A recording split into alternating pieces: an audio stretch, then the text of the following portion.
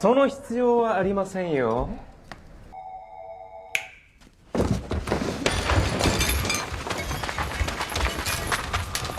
ほとんどの参加者がこの店の前を通りますからね。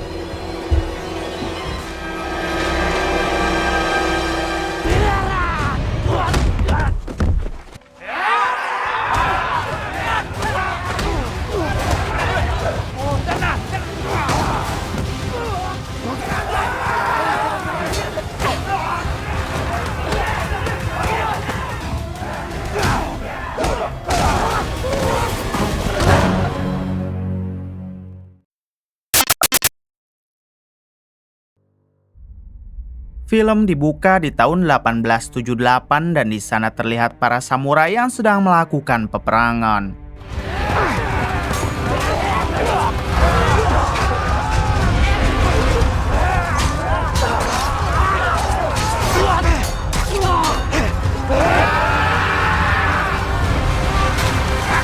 Peperangan itu berlangsung cukup lama. Namun pada akhirnya dimenangkan oleh kelompok samurai yang dipimpin oleh Sujiro Saga ini orangnya. Ketika Saga dan yang lain merayakan kemenangan, tiba-tiba mereka diserang lagi oleh pasukan polisi dengan menggunakan senjata canggih pada zaman itu.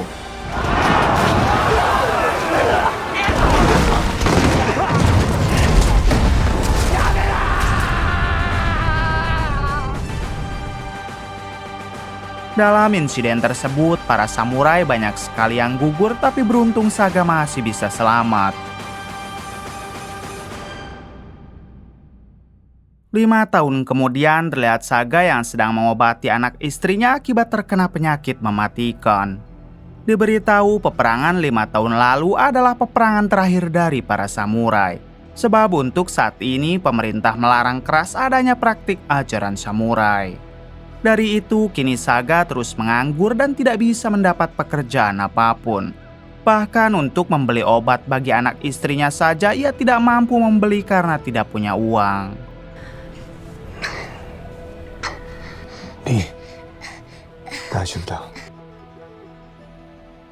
Tak lama Saga membuka pedang katananya yang sudah lama tidak pernah ia buka.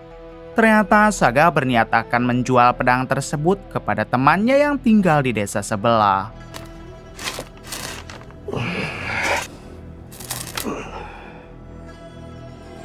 Setibanya di rumah si teman, Saga memohon agar dia mau membeli pedangnya dengan harga berapapun. Akan tetapi si teman menolak karena zaman sekarang sudah tidak ada yang mau membeli pedang katana samurai. Lalu si teman bertanya memang untuk apakah uangnya sampai Saga nekat menjual pedang legendarisnya itu. Saga menjawab untuk membeli obat karena anak dan istrinya sedang sakit parah. Mendengar hal tersebut, untungnya si teman masih mempunyai stok obat-obatan hingga ia pun memberikannya kepada Saga. Di sini Saga sangat berterima kasih lalu ia pun berpamitan pulang.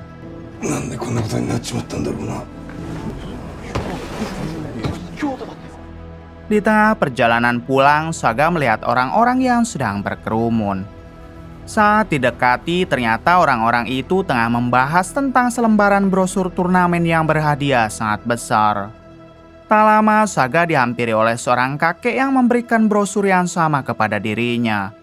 Saat dibaca, ternyata di brosur itu akan mengadakan turnamen bela diri dengan hadiah 100.000 yen.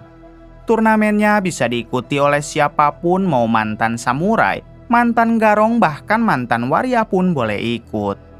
Untuk pendaftarannya, seluruh peserta wajib datang ke kuil Tenyuji pada jam 12 malam di hari Minggu. Saga yang merasa ini adalah kesempatan untuk memperbaiki ekonominya, ia pun berencana akan ikut.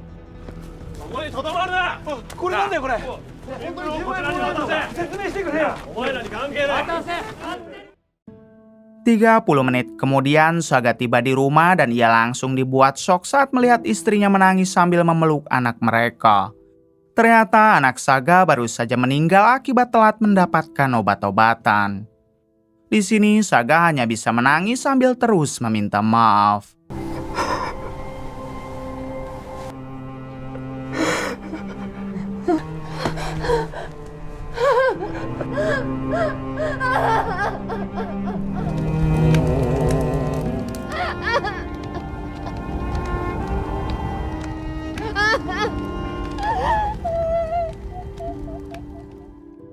Setelah acara kremasi selesai, Saga teringat jika dirinya akan mengikuti turnamen bela diri pada hari Minggu.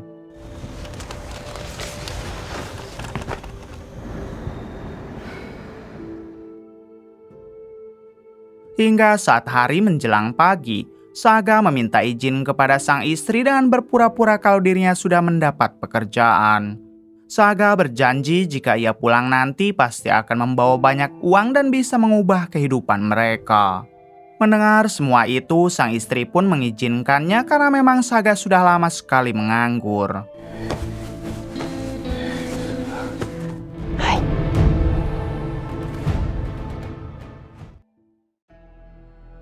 Singkatnya, Saga tiba di kota sebelah yang tak jauh dari kuil tempat turnamen bela diri akan digelar. Karena pendaftaran baru akan dibuka jam 12 malam, Saga pun memutuskan untuk mampir dulu ke rumah temannya. Di sini Saga bercerita kalau dirinya akan mengikuti turnamen bela diri yang berhadiah sangat besar. Si teman sempat menyarankan Saga supaya tidak ikut turnamen itu karena ia mempunyai firasat buruk. Namun Saga tetap kekeh sebab dengan cara itulah mungkin Saga bisa mengubah ekonominya.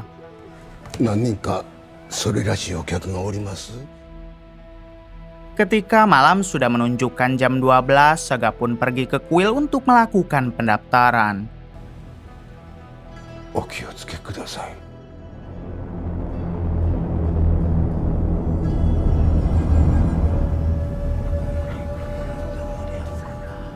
Setibanya di sana, Saga dipersilahkan masuk dan ternyata di situ sudah banyak sekali peserta yang akan mengikuti turnamen.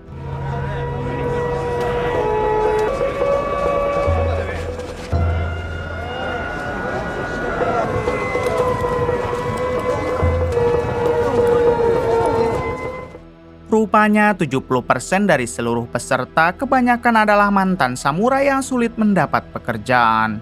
Sedangkan 30% sisanya diisi oleh warga biasa, ahli bela diri memanah, karate, bahkan pemain sumo.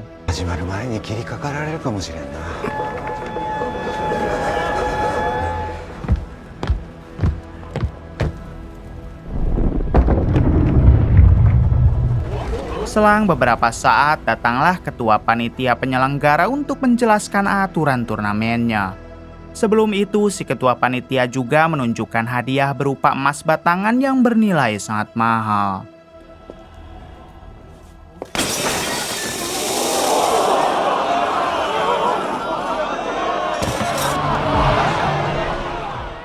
Kemudian si ketua panitia memberikan kesempatan kepada seluruh peserta jika ada yang mau berubah pikiran maka bisa pergi sekarang juga. Karena apabila ia sudah memberitahu aturannya, maka seluruh peserta tidak boleh ada yang mengundurkan diri. Si ketua panitia memberikan waktu 30 detik berpikir dan jika sudah lewat, maka mereka semua dianggap siap mengikuti turnamen.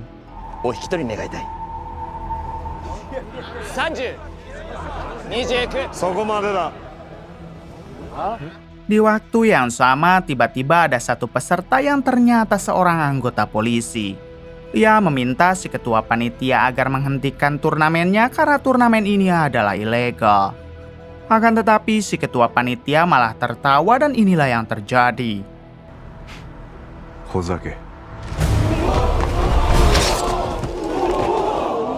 Setelah polisi itu tewas, barulah si ketua panitia meneruskan hitungannya sampai 30 detik. 再開いたします16、12、21よHasilnya ternyata tidak ada satupun peserta yang mau menyerah dan tetap ingin mengikuti turnamen. Kemudian si ketua panitia memberi seluruh peserta satu tanda kayu yang dapat dikalungkan di leher.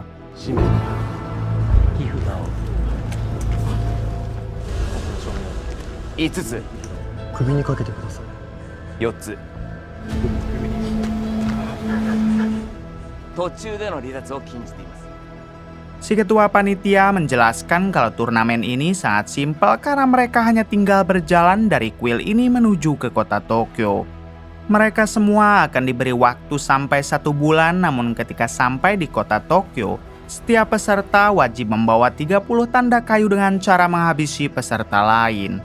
Secara tidak langsung, semua peserta harus saling menghabisi demi mengumpulkan 30 tanda kayu tersebut. Mendengar penjelasan itu, beberapa peserta langsung kaget dan berniat keluar dari permainan. Namun karena sekarang sudah tidak boleh ada yang mengundurkan diri, inilah yang para panitia lakukan.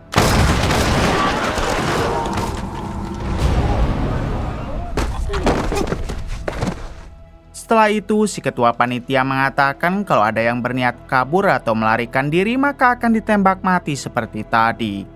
Lalu ia menjelaskan jika untuk sampai ke kota Tokyo, para peserta harus melewati 6 pos terlebih dahulu.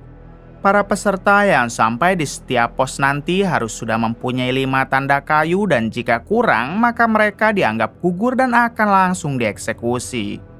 Permainan ini akan dimulai dalam hitungan 10 detik. Namun untuk bisa keluar dari kuil ternyata masing-masing peserta wajib membawa 2 tanda kayu. Artinya dalam hitungan ke-10 para peserta harus saling menghabisi untuk mendapatkan 1 tanda kayu tambahan. Kemudian si ketua panitia pun mulai menghitung mundur dan kita lihat aksi mereka. 10 7 4 1 東京いや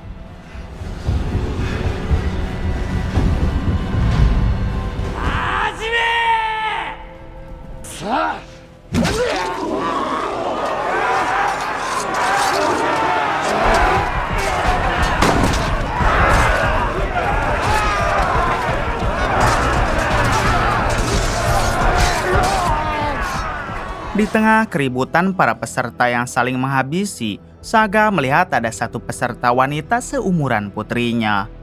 Saga yang merasa kasihan, ia pun bertekad untuk melindungi gadis itu karena tampak dia tidak bisa ilmu bela diri.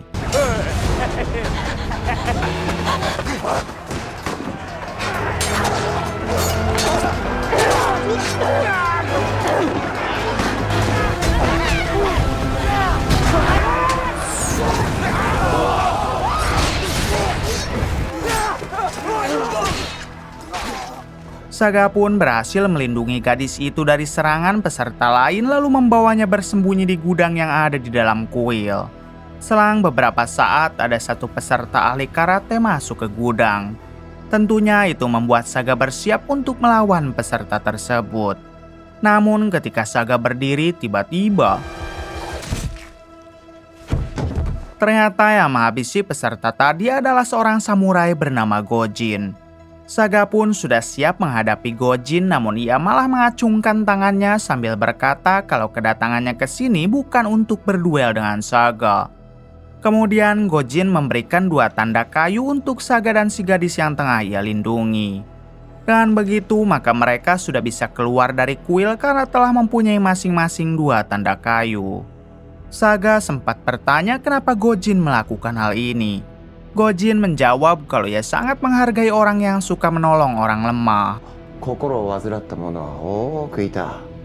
Sebelum pergi, Gojin meminta Saga agar bangkit dan mulailah membantai seperti dulu. Diberitahu kalau setelah peperangan antar samurai 5 tahun lalu, Saga tidak pernah lagi berani menghabisi siapapun. Bahkan sejak dari awal permainan sampai sekarang, Saga hanya menghindar dari setiap serangan peserta lain.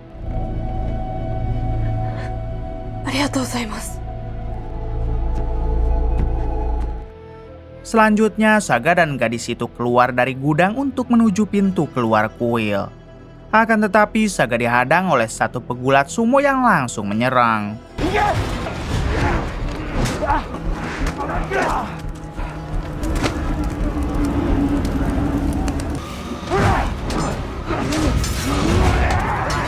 Seperti biasa, Saga masih terus mencoba menghindar dari serangan pemain sumo itu. Lalu tiba-tiba mereka berdua dikeroyok lagi oleh peserta yang lain. Beruntung Saga dan si gadis dapat menghindar lalu pergi menuju pintu keluar kuil. Sedangkan si sumo sendiri harus koit di tangan para peserta lain.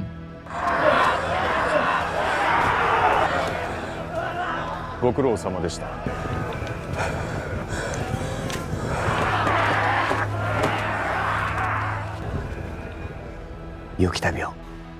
Setelah berhasil keluar dari kuil, tujuan Saga sekarang adalah menuju pos 1. 何ですか、今いいところなのに。子供連れとは。無意味に生きる愚か者たち。強者だと勘違いし、権威を振りかざすという名の亡霊たちを。 Namun belum jauh berjalan dari kuil, Saga harus dihadang oleh seorang samurai yang merupakan musuh bebuyutan Saga di masa lalu.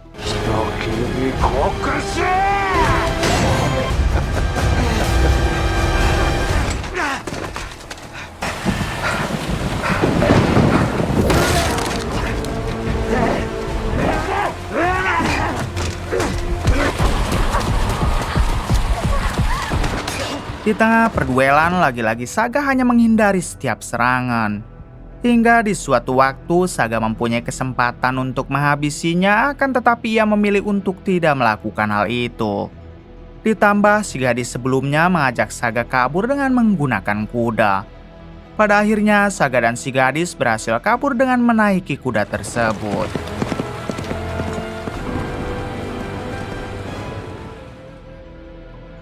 Selanjutnya, Saga membawa si gadis untuk bermalam di rumah teman Saga yang sebelumnya pernah ia datangi.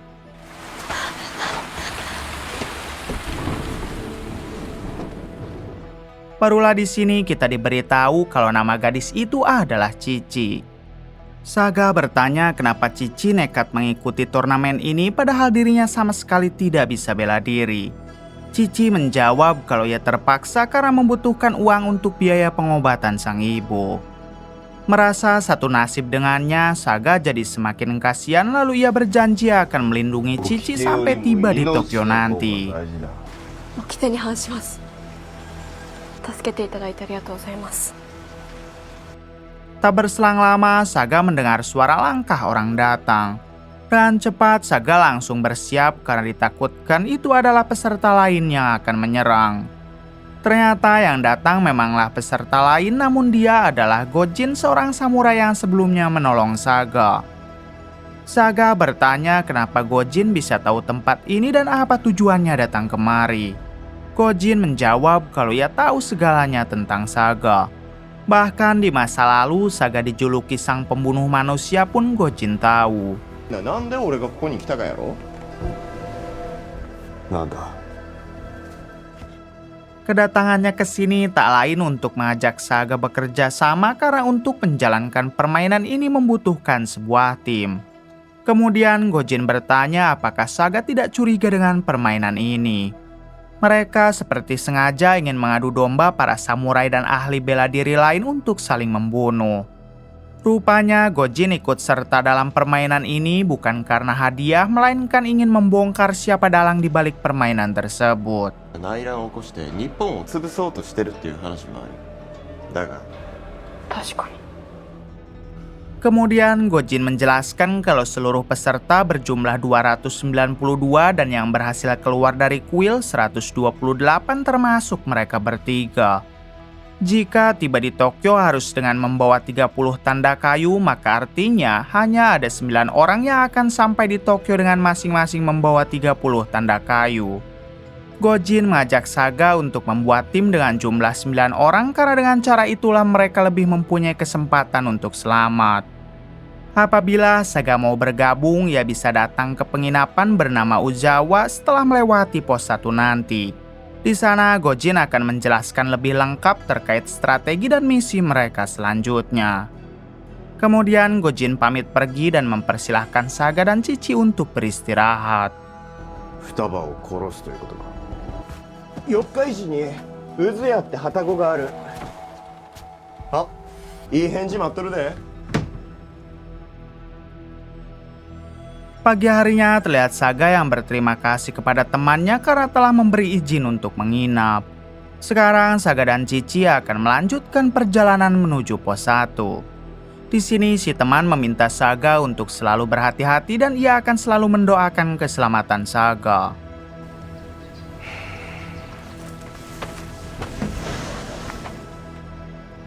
Adegan berpindah ke gedung Perdana Menteri yang ada di kota Tokyo.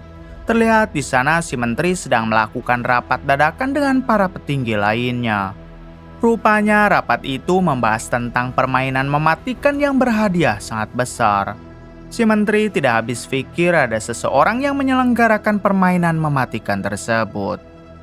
Kemudian si menteri memerintahkan jenderal polisi bernama Kawaji untuk menyelidiki tentang benar tidaknya permainan itu termasuk siapa dalangnya. Jika memang benar, si menteri meminta Kawaji agar menangkap dalangnya karena ia menganggap kalau permainan itu bisa jadi pemicu perang saudara. Kawaji pun siap untuk menyelidiki tentang permainan tersebut pada hari ini juga.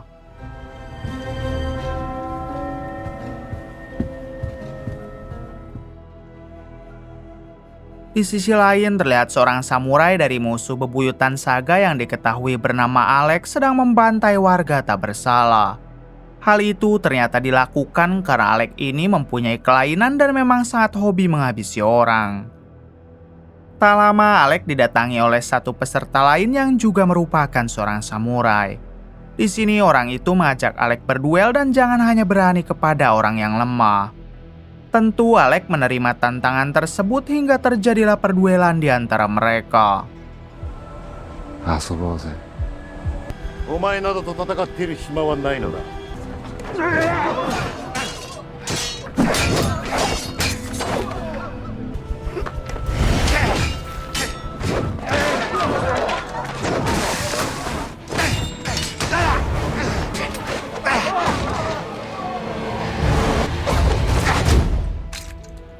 Setelah melakukan pertarungan panjang, pada akhirnya Alex dapat menghabisi samurai tersebut.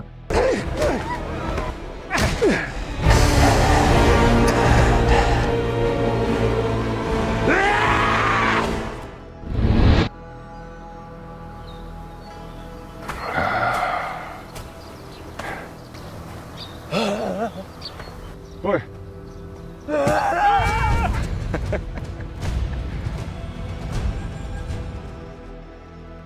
Adegan berpindah kepada Saga dan Cici yang kini tiba di sebuah desa terbengkalai.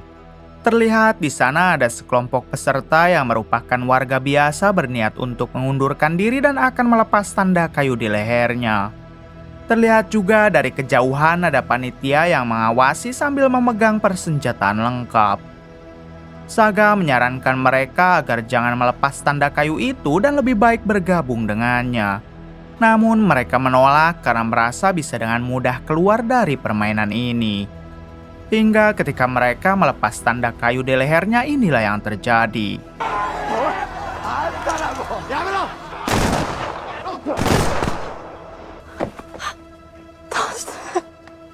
Melihat pembantaian tersebut, seketika Saga tidak bisa lagi menahan emosinya. Lalu saat para panitia mengamankan semua jasad peserta tadi, inilah yang Saga lakukan.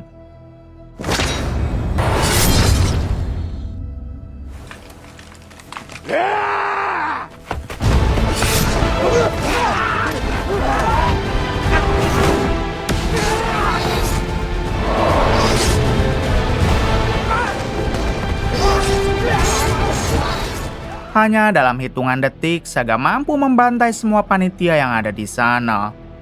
Dari kejauhan masih ada 5 panitia yang mengawasi aksi Saga barusan. Namun mereka tidak bisa berbuat apa-apa karena di dalam peraturan tidak ada larangan menghabisi panitia. 覚醒したか。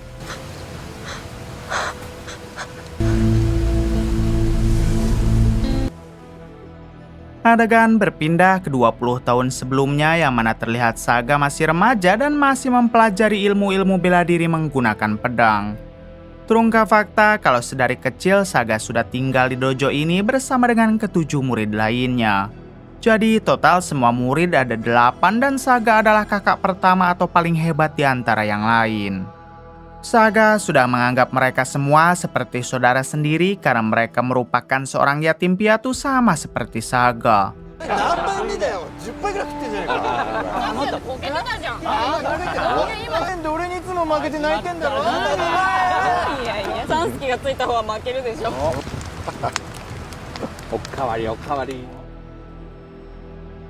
Selesai latihan, Saga dan murid lain segera kembali ke dojo untuk menghadap sang master atau guru mereka. Kemudian sang master mengatakan kalau mereka semua sudah 10 tahun berlatih di dojo ini.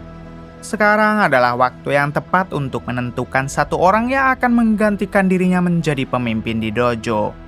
Mendengar hal itu, ada beberapa murid yang tersenyum bahagia karena mereka pikir kalau latihan telah usai dan mereka akan mendapat gelar samurai. Lalu sang master lanjut menjelaskan untuk menentukan siapa yang akan menjadi pemimpin, mereka semua harus saling menghabisi. Yang tidak terkalahkan maka dialah yang akan dipilih menjadi pemimpin menggantikan dirinya.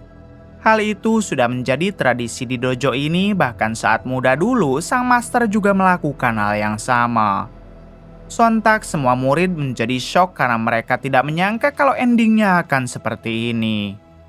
Sang master meminta semua murid berkumpul pada besok pagi untuk melakukan perduelan. Jika ada yang mencoba kabur, dipastikan mereka akan diburu oleh tangan kanan sang master yang bernama Gentosai.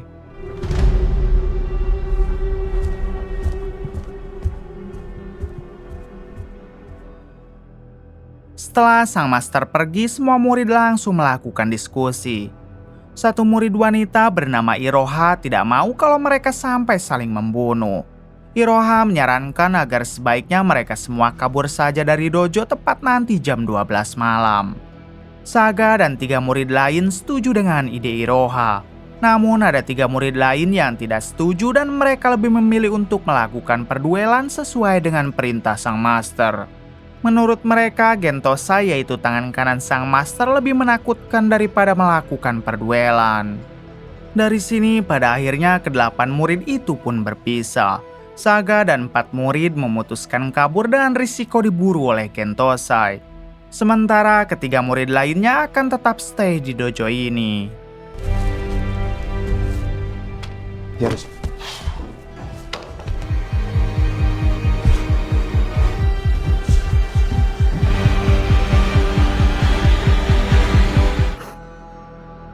Adegan kembali ke sekarang yang mana terlihat ada 4 orang bangsawan sedang duduk di meja sambil memasang taruhan. Rupanya keempat bangsawan ini sedang memasang taruhan kepada para peserta yang berpotensi akan juara. Mereka adalah para donatur permainan dan mereka sangat senang apabila ada jagoannya yang berhasil melewati pos 1. Terlihat di situ ada satu kursi yang masih kosong dan itu adalah kursi dari orang yang menjadi dalang utama di balik permainan tersebut. 皆様出揃いましたね。では第1の賭けを始めさせていただきます。 Di sisi lain, Saga dan Cici harus melewati hutan untuk tiba di pos pertama.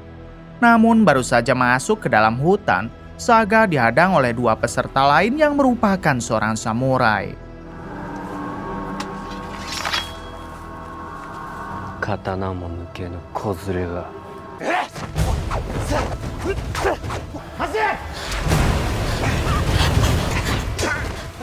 Saga yang sambil melindungi Cici tampak sedikit kewalahan. Hingga Saga memutuskan untuk membawa Cici bersembunyi di semak-semak. Tak lama tiba-tiba Saga diserang lagi oleh peserta lain yang ternyata itu adalah Iroha. Kita tahu Iroha adalah adik angkat Saga saat mereka belajar bela diri di dojo sang master. Iroha yang baru sadar kalau itu Saga, ia pun segera menghentikan serangan lalu memutuskan untuk bersatu. Kemudian Saga, Iroha, dan Cici diserang oleh satu kelompok yang merupakan ahli panah.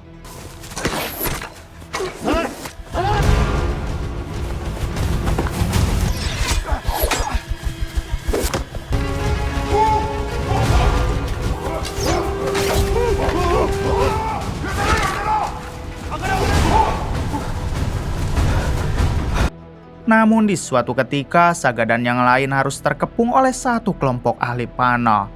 Tapi tiba-tiba satu persatu dari mereka lenyap dipanahi oleh seseorang.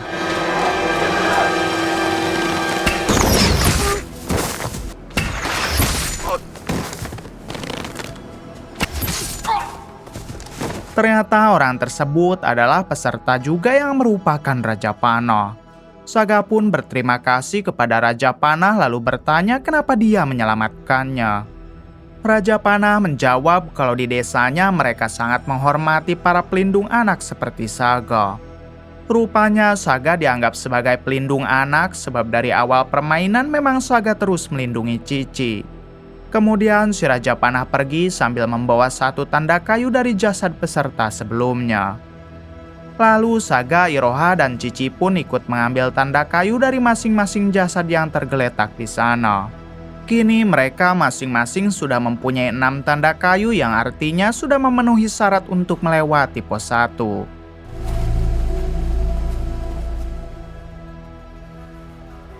Setelah berjalan cukup jauh, Saga, Cici, dan Iroha tiba di pos 1.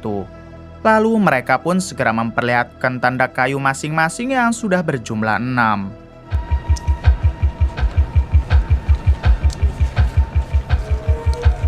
Para penjaga mengizinkan mereka untuk meneruskan perjalanan karena sudah memenuhi syarat. Namun ia mengingatkan untuk tiba di pos 2 mereka harus menambah lagi 4 tanda kayu hingga totalnya berjumlah 10.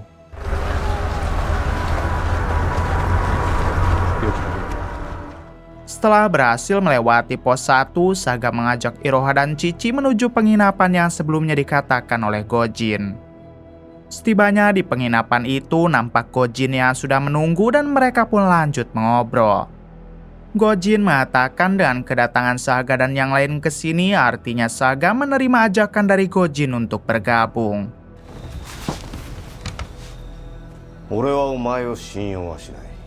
Selanjutnya, Gojin menjelaskan sambil berjalan nanti mereka akan menyelidiki siapa dalang di balik permainan tersebut. Namun karena hari sudah malam, Gojin meminta mereka beristirahat dulu dan akan dilanjut besok.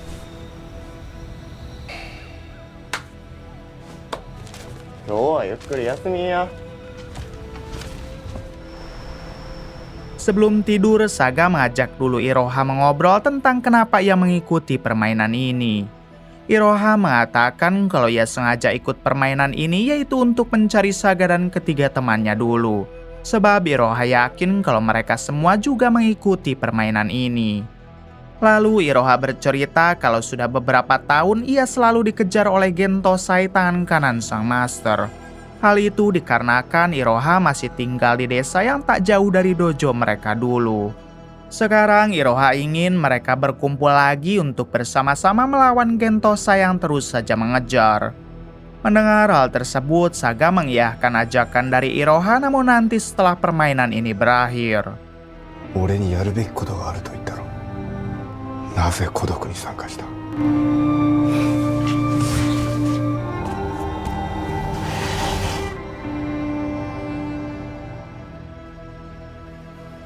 Di sisi lain terlihat 3 peserta yang merupakan para samurai sedang duduk di depan api unggun. Tentunya mereka sedang membahas strategi agar bisa lolos sampai ke Tokyo. Tak lama kemudian ada seorang pria tua menyeramkan datang lalu langsung membantai ketiga samurai itu.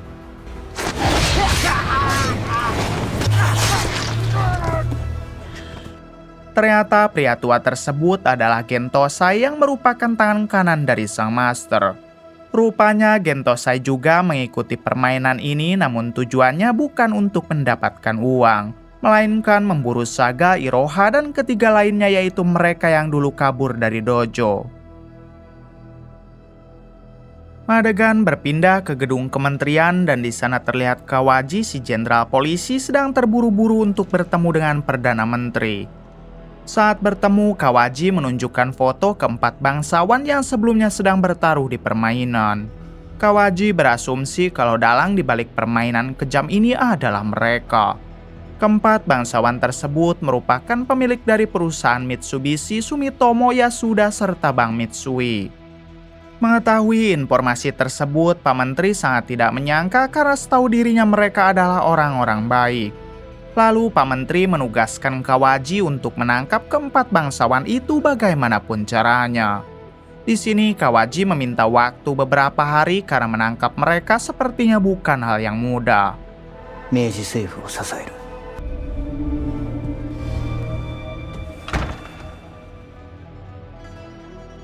Di sisi lain terlihat Saga, Iroha, dan Cici yang baru bangun dari tidurnya.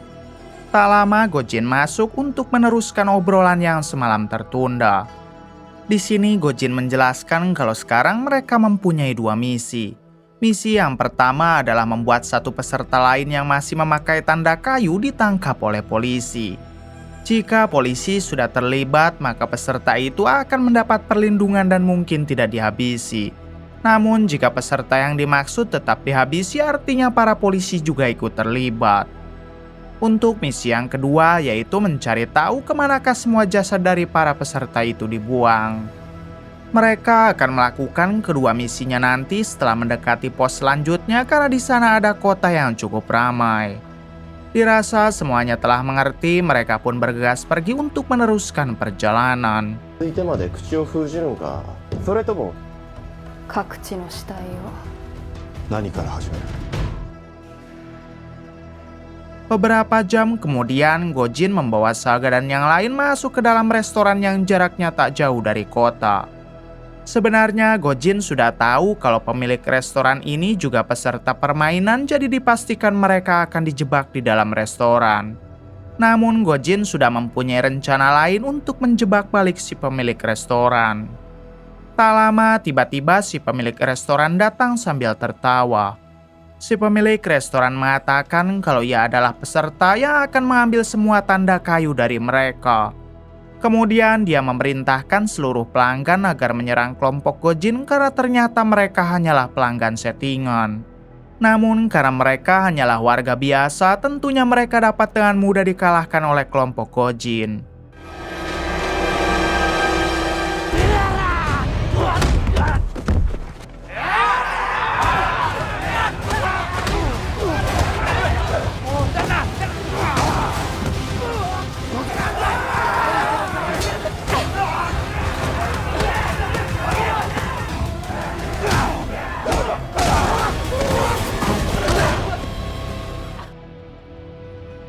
Setelah itu, Gojin mengikat tubuh si pemilik restoran serta adiknya yang juga sama-sama peserta.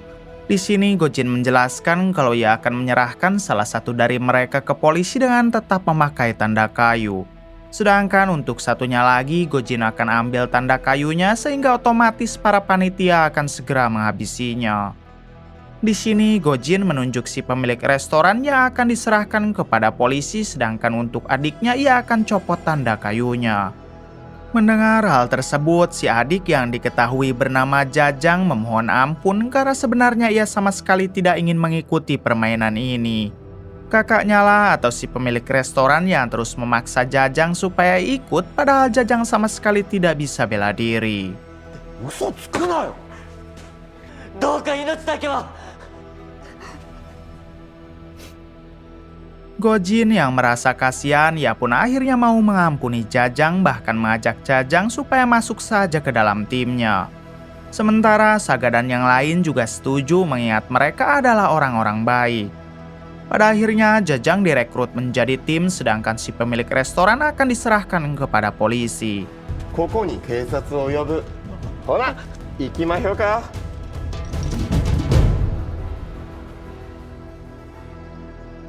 Adegan berpindah kepada Alex, si samurai musuh bebuyutan Saga. Seperti biasa, saat itu ia sedang menyalurkan hobinya dengan menghabisi warga tidak bersalah.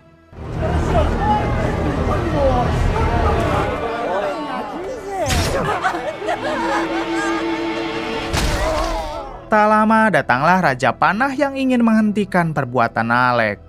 Raja Panah mengatakan jika Alex berani jangan berhadapan dengan orang lemah dan lebih baik melawan dirinya. Dengan senang hati Alex menerima tantangan itu hingga terjadilah perduelan di antara mereka.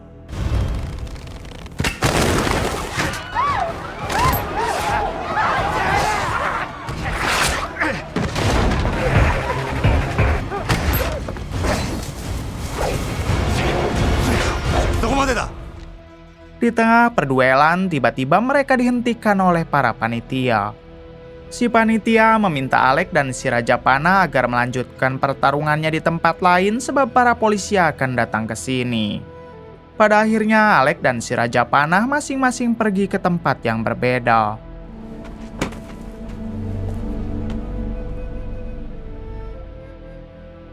Kembali kepada Gojin dan Jajang yang kini sudah menyerahkan si pemilik restoran ke kantor polisi dengan masih mengenakan tanda kayu.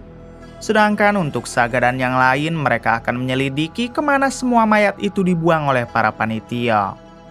Ketika si pemilik restoran mulai ditahan, Gojin pun berusaha masuk ke kantor polisi untuk mengecek apakah si pemilik restoran masih hidup. Setibanya di dalam, Gojin dibuat shock ketika melihat si pemilik restoran yang sedang dieksekusi.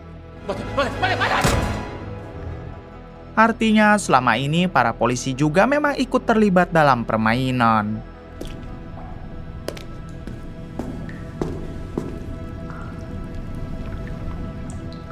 Di tempat lain terlihat Saga yang sedang berpura-pura mati, lalu diangkut menggunakan roda oleh para panitia menuju ke suatu tempat.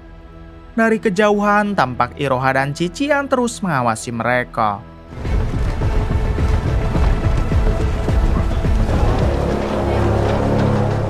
Kemudian Cici dan Iroha dibuat terkejut saat mengetahui kalau Saga dibawa ke sebuah bank Mitsui.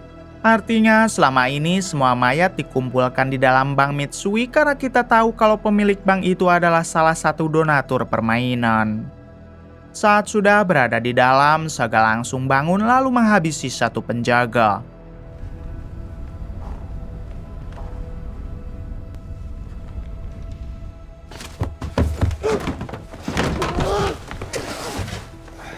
Selanjutnya, Saga mencari berkas penting, siapa tahu bisa menemukan petunjuk untuk mengungkap siapa dalang di balik permainan ini. Namun sayangnya, tak lama dari itu ada beberapa panitia masuk yang membuat Saga kembali bersembunyi. Melihat ada penjaga yang tewas, satu panitia yang memiliki codet di wajah langsung menyadari kalau ada peserta yang telah menyusup. Si codet juga tahu betul kalau peserta itu pasti Saga dan ia pun meminta Saga agar sebaiknya keluar. Pada akhirnya Saga pun keluar lalu berhadapan dengan si codet. Di sini Saga menantang si codet berduel 1 lawan 1 menggunakan pedang. Si codet ternyata menerima tantangan itu hingga mereka berdua pun segera melakukan perduelan.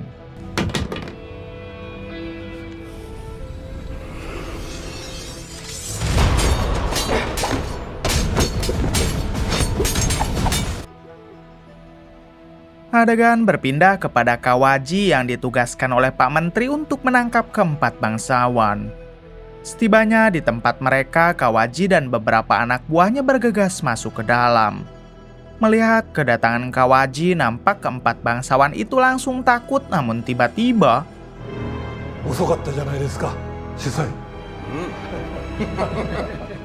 Ternyata Kawaji inilah dalang utama di balik permainan tersebut.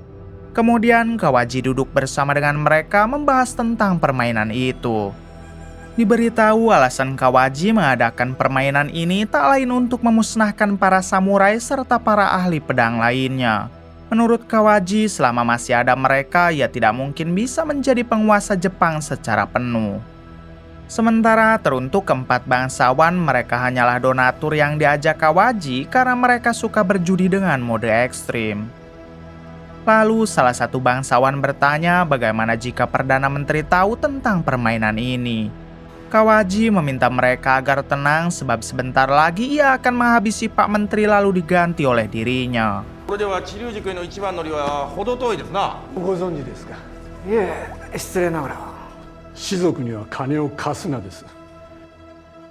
Kembali kepada Gojin yang baru menyaksikan eksekusi terhadap peserta di kantor polisi. Sayangnya ketika ia akan kabur, Gojin malah ketahuan hingga terjadilah aksi kejar-kejaran dan tembak-tembakan. Antara mau keishi kyoku no.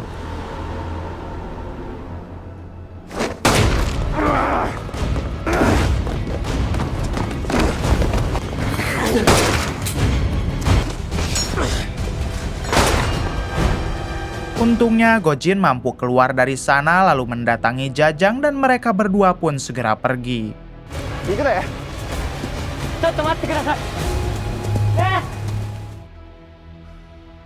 Di balik itu terlihat Saga yang masih melakukan perduelan dengan si codet.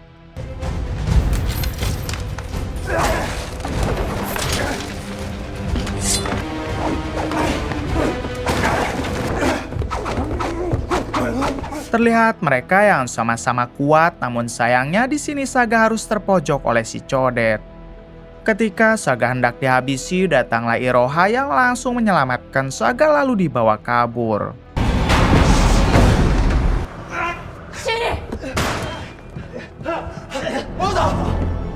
東京で会いましょう。 Malam harinya, Gojin, Saga, dan yang lain memutuskan untuk istirahat di sebuah kuil. Di sini mereka membahas tentang dua misi yang tadi siang mereka jalani. Gojin memberitahu kalau para polisi telah terlibat dalam permainan ini. Sekarang Gojin juga tidak yakin kalau setelah 9 orang peserta tiba di Tokyo nanti, apakah mereka akan menjadi pemenang atau malah dihabisi. Untuk itu, Gojin sudah tidak berniat untuk tiba di Tokyo dan tujuannya sekarang adalah menghentikan permainan ini sambil menghabisi semua dalangnya. 警視局の本体だけってことか。巨人さんが潜入した警察署だって。 Saga setuju dengan misi Gojin yang akan menghentikan permainan dengan menghabisi semua dalangnya. Namun Saga juga sangat membutuhkan uang hadiahnya untuk biaya pengobatan sang istri. Jadi Saga akan tetap melanjutkan permainan sampai di kota Tokyo apapun resikonya. Kemudian Saga menjelaskan terkait semua mayat para peserta yang dikumpulkan di dalam Bank Mitsui. Kemungkinan pemilik dari Bank Mitsui juga terlibat dalam permainan ini. Setelah mengobrol panjang, pada akhirnya Gojin juga akan melanjutkan permainan sampai ke Tokyo. Namun setelah mereka menang nanti, mereka harus membantai semua dalang yang terlibat dalam permainan ini. それはさっぱりや。だがな、一つだけ確実に言えることはある。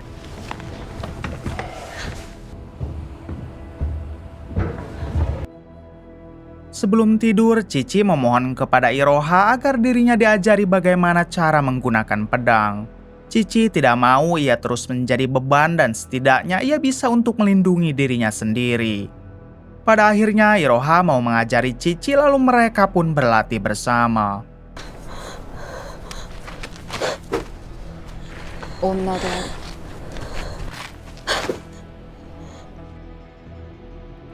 Keesokan harinya, Saga mendatangi kantor telegram jadul untuk mengirim pesan kepada ajudan Pak Menteri. Dalam pesannya itu, Saga memberitahu tentang permainan kejam yang sedang ia jalani. Saga juga memberitahu kalau dalam permainan tersebut pihak kepolisian termasuk pemilik Bank Mitsui ikut terlibat. Si ajudan yang membaca pesan dari Saga, ia pun langsung memberitahukannya kepada Pak Menteri. Mendengar berita tersebut, Pak Menteri jadi curiga terhadap Kawaji. Ditambah sampai sekarang Kawaji belum kembali dan entah ada di mana. Lalu Pak Menteri menugaskan ajudannya untuk mencari Kawaji dan membawanya ke hadapan Pak Menteri. 国州の元には私が向かいます。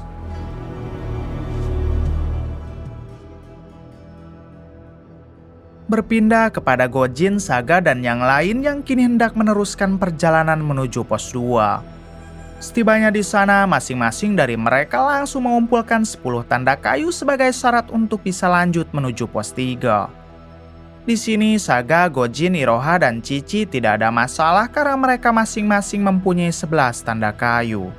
Namun Jajang harus ditahan karena ternyata dia baru memiliki 5 tanda kayu. Jajang kembali memohon kepada yang lain untuk menyelamatkan dirinya, karena jika sampai ditinggalkan maka Jajang pasti akan dieksekusi. Saga yang tidak tega, ia pun memberikan 1 tanda kayunya lalu disusul oleh yang lain. Alhasil Jajang bisa lolos karena kini ia telah memiliki 10 tanda kayu.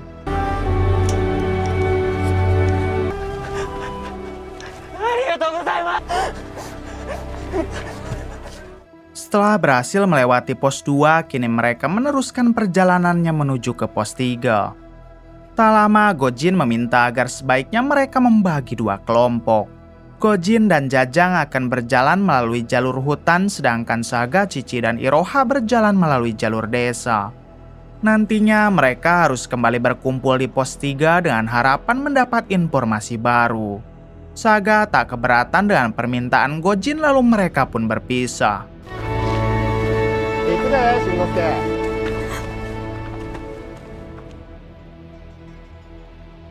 Di sisi lain terlihat Kawaji dan keempat bangsawan yang masih berkumpul di meja judi. Kemudian Kawaji dihampiri oleh anak buahnya yang memberitahu kalau tadi siang peserta bernama Saga telah mengirim pesan kepada ajudan Pak Menteri. Sepertinya sekarang Pak Menteri sudah mulai mencurigai mereka dan Kawaji harus segera melakukan pergerakan. Mendengar informasi itu, Kawaji meminta keempat bangsawan agar tidak usah panik karena besok ia pasti akan menghabisi Pak Menteri. 中央は一体どうやって我々の正体を。まあまあ落ち着いて。佐賀修次郎。人斬り国衆。 Kembali kepada Saga, Iroha, dan Cici yang kini tiba di sebuah pameran. Tanpa mereka sadari, rupanya Alex si samurai musuh bebuyutan Saga sudah tiba di sana. Bersamaan dengan itu, Gentosai si tangan kanan sang master juga tiba di pameran. Jadi dipastikan akan ada pertempuran besar setelah ini. Sedangkan untuk Gojin dan Jajang yang menempuh jalur hutan, mereka dihadang oleh dua samurai yang ternyata mereka rekan Saga dan Iroha di masa lalu. Di sini Gojin menjelaskan kalau dirinya satu tim dengan Saga dan Iroha, jadi sebaiknya mereka tidak usah saling menghabisi. Mendengar nama Saga dan Iroha, kedua samurai itu langsung bertanya di mana keberadaan mereka. Gojin memberitahu kalau mereka mungkin baru sampai di pameran. Dan di sana ada Alex dan Gentosai yang sudah siap menghabisi Saga dan Iroha. Mendengar hal tersebut, dengan cepat kedua samurai itu pun bergegas pergi untuk membantu Saga dan Iroha.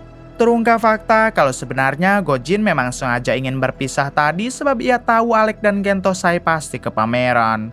Oleh sebab itulah Gojin memutuskan untuk berpisah dengan Iroha dan Saga. Di sini Jajang bertanya kenapa Gojin tidak mau membantu Saga dan Iroha jika memang benar mereka sedang dalam bahaya. Sambil menodong, Gojin menjawab kalau Jajang tidak usah banyak bertanya apabila dia masih ingin hidup. Jika dilihat dari sikapnya, sepertinya Gojin mempunyai rencana jahat, namun sampai di sini kita belum diberitahu.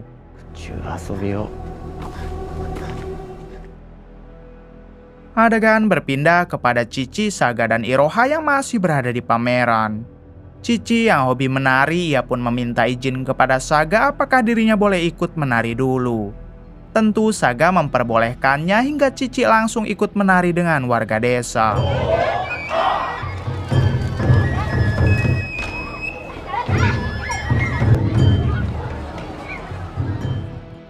Tak lama Iroha bertanya kenapa Saga begitu peduli terhadap Cici.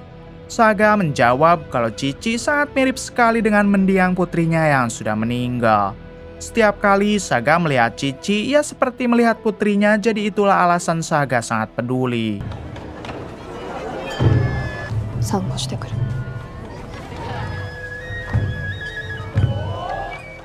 Selang beberapa saat, Iroha pun memutuskan untuk berdoa sejenak berharap para dewa selalu memberinya keselamatan.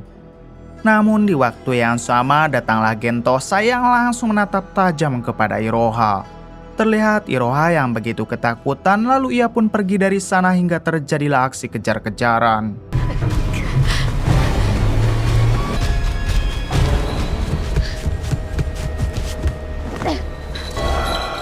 Di tengah pengejaran, Iroha bersembunyi di kolong rumah panggung yang tak jauh dari pameran tadi.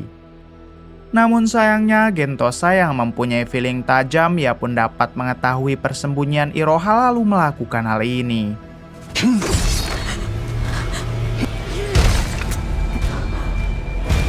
Untungnya Iroha masih bisa menghindar lalu kembali melarikan diri.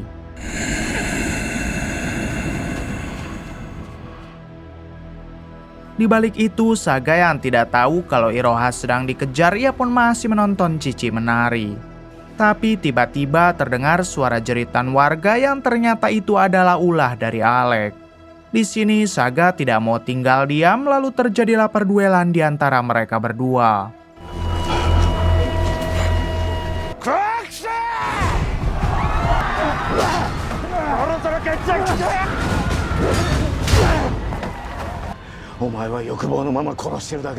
Di tengah perduelan, Cici mencoba membantu Saga dengan menodongkan pedang kepada Alex. Namun tentunya itu sama sekali tidak membantu dan malah membuat Cici ditodong balik. Sontak Saga meminta Alex agar melepaskan Cici karena dia tidak tahu apa-apa. Alec yang menyadari kalau Cici adalah orang penting bagi Saga, alhasil ia pun membawa Cici kabur lalu dikejar oleh Saga.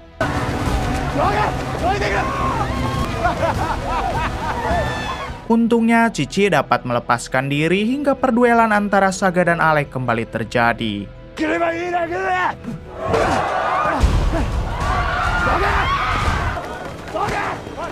Terlihat mereka yang sama-sama kuat dan perduelan itu sampai ke sebuah pabrik petasan. Bahkan saking brutalnya perduelan mereka sampai membuat pabrik itu terbakar lalu terjadilah ledakan.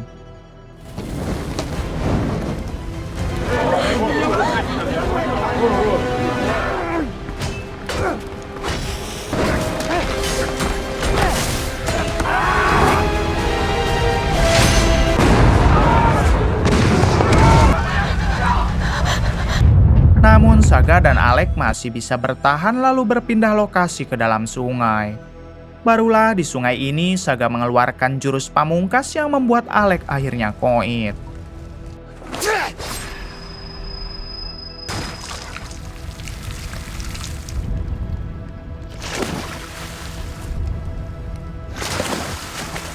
Setelah itu Saga juga terkapar lemas karena terlalu banyak mengeluarkan tenaga. Cici langsung menolong Saga lalu membawanya untuk diberi pengobatan.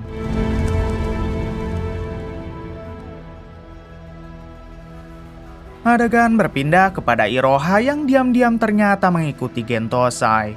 Meskipun sebenarnya ia takut, namun Iroha memberanikan diri untuk melawan Gentosai.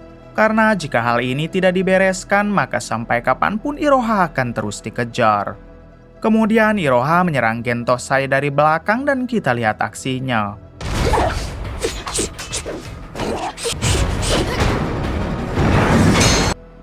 Terlihat Iroha yang kewalahan, bahkan ia sampai dibuat tak berdaya oleh Gentosai.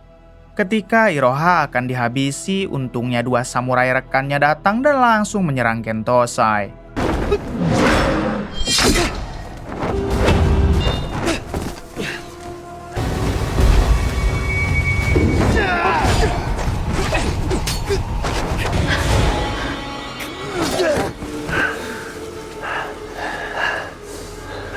Meskipun 1 melawan 3, ternyata Gentosai terlalu kuat hingga Iroha dan kedua rekannya memutuskan untuk kabur.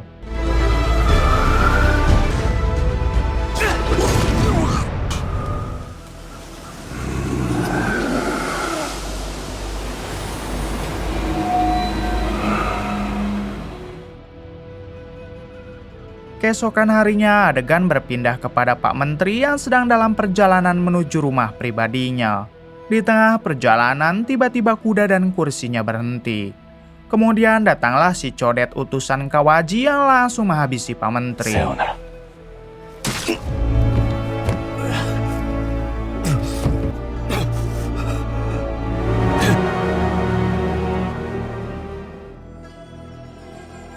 Beberapa jam kemudian, berita tewasnya Pak Menteri langsung menyebar di seluruh kota. Berita itu juga sampai kepada Saga yang dibuat semakin janggal dengan kejadian tewasnya Pak Menteri. Saga yakin kalau pembunuh Pak Menteri masih ada kaitannya dengan dalang di balik permainan ini. Di tempat lain, Iroha dan kedua rekan samurainya sedang beristirahat di emperan rumah orang.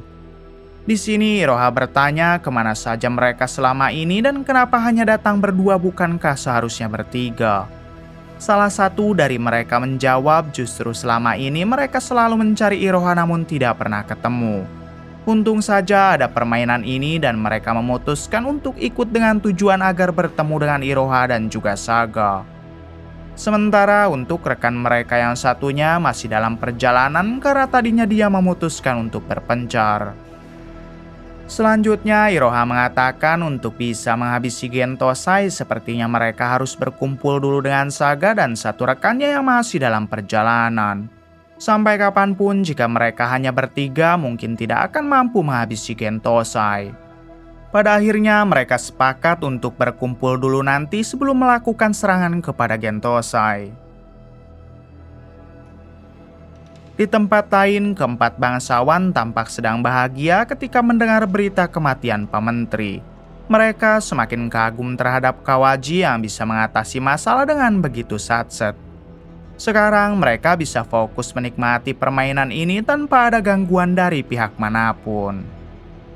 Kemudian panitia memberitahu data peserta yang masih bertahan hidup dan gugur. Hingga keempat bangsawan itu langsung menaruh lagi taruhan terhadap para peserta yang masih hidup.